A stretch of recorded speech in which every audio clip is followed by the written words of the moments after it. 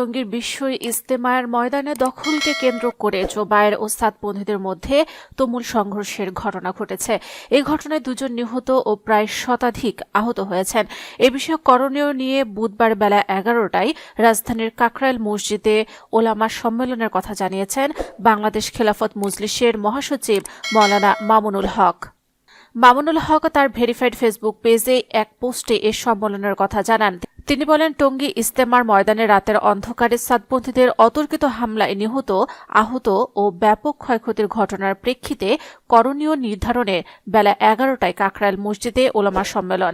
এর আগে টঙ্গীর ইজতেমা ময়দানে বুধবার ভোর রাত 3টার দিকে এই সংঘর্ষের ঘটনা ঘটে।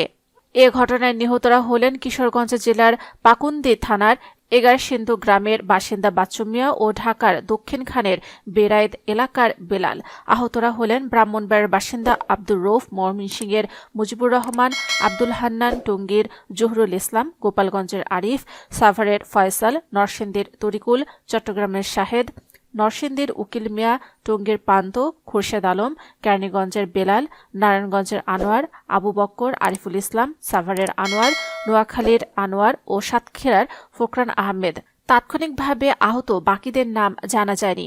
স্থানীয়রা জানান, রাত 3টার দিকে সাতপন্থীরা তুরাগ নদীর পশ্চিম তীর থেকে কামারপাড়া ব্রিজ সহ বিভিন্ন রাস্তা দিয়ে ইজতেমা ময়দানে প্রবেশ করতে থাকে। এই সময় ময়দানের ভেতর থেকে জোবারপন্থীরা ইট পাটকেল নিক্ষেপ করে। জবাবে সাতপন্থীরাও পাল্টা হামলা চালায়। এক পর্যায়ে সাতপন্থীরা ময়দানে প্রবেশ করলে উভয় পক্ষের মধ্যে ব্যাপক সংঘর্ষ শুরু হয়। এতে বহু হতাহত হয়।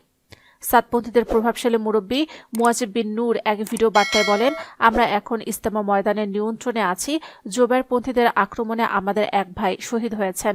এদিকে ইজতেমা ময়দানের সংঘর্ষের ফলে হতদের টঙ্গী আহসান উল্লাহ মাস্টার জেনারেল হাসপাতাল সহ বিভিন্ন হাসপাতালে নেওয়া হয়েছে। হতাহতের সংখ্যা আরও বাড়ার আশঙ্কা রয়েছে। গুরুতর আহতদের ঢাকা মেডিকেল সহ বিভিন্ন হাসপাতালে নেওয়া হচ্ছে।